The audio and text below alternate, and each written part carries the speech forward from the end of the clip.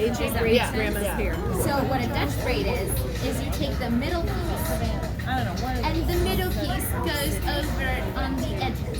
And so that way you go under, over.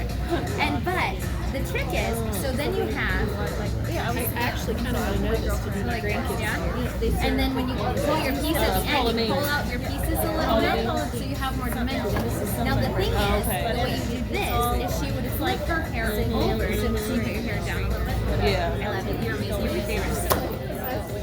And so, okay, I need to like also like give you a benefit for like. So here we are. My hair's clean, Kristen. It's all good. You're going to do a Dutch braid, and Dutch braids are like the opposites of normal braids because they're from Dutch areas like the Netherlands, where we braid their hair. She did not miss a beat. Unicorn nails. I'm going to be braiding her hair.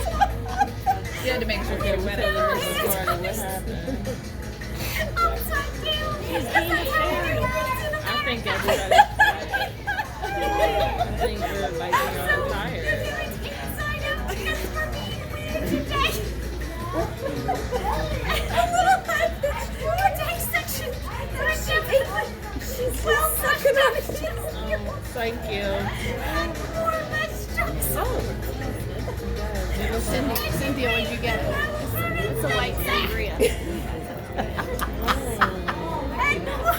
She sounds like. To brush it out. I'm just letting her do it. It's a spoon. She sounds like the house manager from Hey, Mary AJ, Poppins. AJ, darling, what are you doing with her hair? What are you doing with your hair? I just did it's so nice. Such a submissive woman. Just work with me. Hey, I got my scripture down. Submit. Once you have submit to the hair. Then you weave it around like this and you pin. That looks a mess.